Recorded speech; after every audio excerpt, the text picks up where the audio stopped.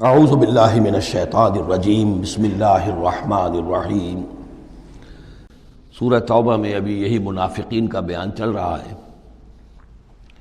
اور جب کوئی صورت نازل ہوتی ہے کہ ایمان لاؤ اللہ پر اور جہاد کرو اس کے رسول کے ساتھ مل کر، استأذنک اولو الطول منہم، تو ان میں سے جو مقدرت والے ہیں، دولت والے ہیں، وسائل رکھنے والے ہیں، وہ بھی آپ سے آ کر رخصت مانگتے ہیں۔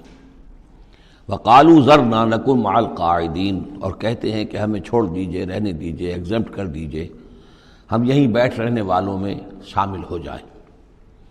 رضوا بان یکونوا مع الخوالف، وہ اس پر راضی ہو گئے کہ پیچھے رہنے والی عورتوں میں شامل کر دیے جائیں، یعنی جنگ کرنا مردوں کا کام ہے، اور خواتین کو چونکہ پیچھے بچے اور خواتین ظاہر بات ہے کہ گھروں میں رہ جانے والے تھے، تو انہوں نے اپنے لیے یہ مقام پسند کیا، یہ ایک طرح کا ان پر طنز ہے۔ رضوا بان یکونوا مع الخوالف وطبع علی قلوبہم فہم لا یفقہون، تو ان کے دلوں پر مہر کر دی گئی اور اب وہ سمجھ نہیں سکتے۔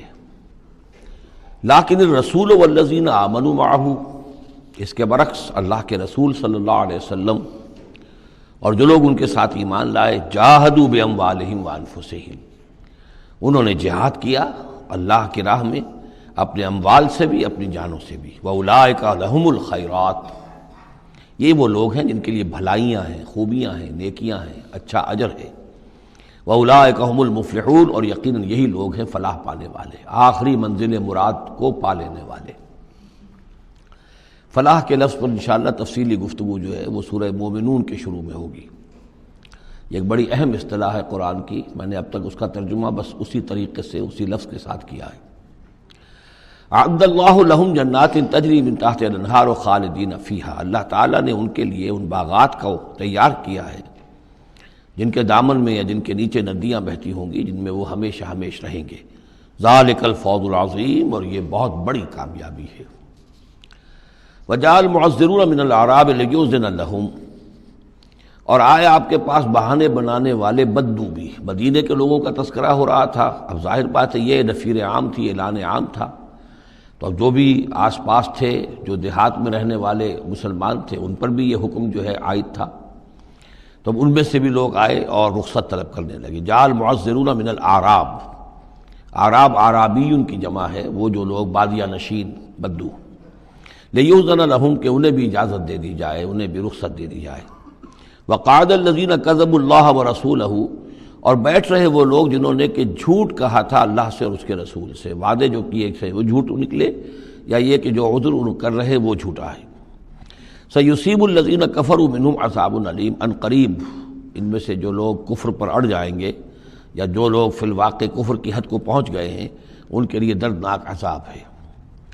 لیس علی الضعفاء، کمزوروں کا معاملہ یہ نہیں ہے، ان پر کوئی ذمہ داری نہیں ہے، کوئی ملامت نہیں ہے، ضعیف ہوں، ولا علی المرضى، نہ ہی بیماروں پر، ولا علی الذین لا یجدون ما ينفقون، نہ ہی ان پر کہ جن کے پاس کچھ خرچ کرنے کے لیے نہیں ہے۔ آخر اتنا لمبا سفر کرنا ہے، تبوک تک جانا ہے، کوئی سواری چاہیے، 4 آدمیوں پر ایک اونٹ ہو، کچھ تو ہو، کہیں تو کچھ نہ کچھ تو ان کو سہارا ملے، ان کے پاس سامان نہیں ہے، پیسہ نہیں ہے۔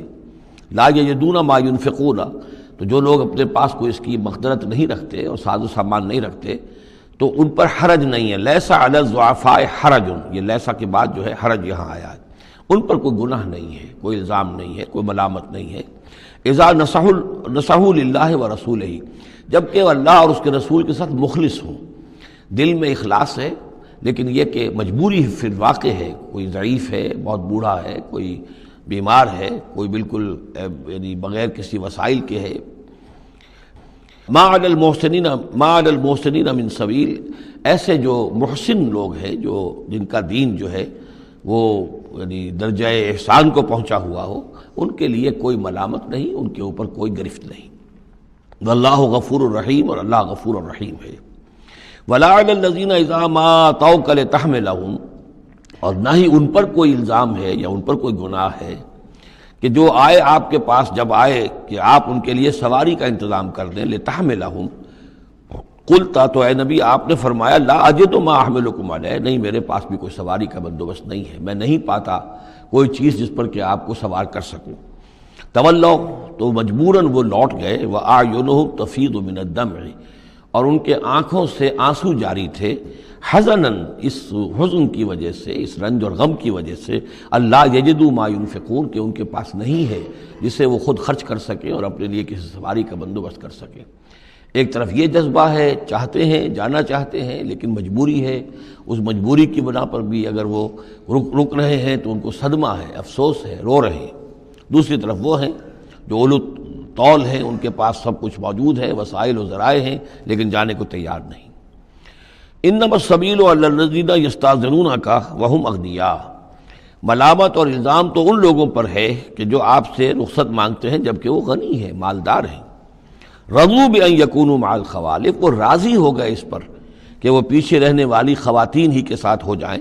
وطبع اللہ علی قلوبہم، اللہ نے ان کے دلوں پر مہر کر دی، فہم لا یعلمون، اور اب وہ صحیح علم سے بے بہرہ ہو چکے ہیں۔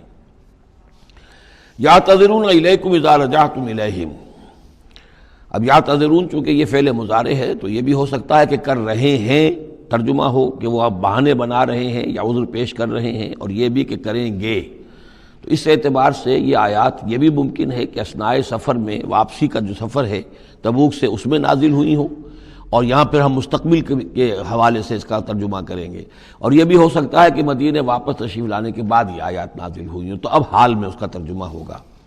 بہانے بنائیں گے وہ لوگ کہ جن کی طرف کہ تم جاؤ گے لوٹ کر، یا بہانے بنا رہے ہیں تمہارے پاس آ کر وہ لوگ کہ جن کے پاس تم آ گئے ہو لوٹ کر، یہ دونوں ترجمے ممکن ہیں۔ قل لا تعتذروا، کہہ دیجئے یا کہہ دیجئے گا کہ اب بہانے مت بناؤ، کوئی عذر مت تراشو، کوئی لیم ایکسکیوزز پیش نہ کرو، لن نؤمن لکم، اب ہم تمہاری بات نہیں مانیں گے۔ قد نبأنا اللہ من اخبارکم، اللہ تعالیٰ نے ہمیں تمہاری خبروں سے پورے طور پر مطلع کر دیا ہے۔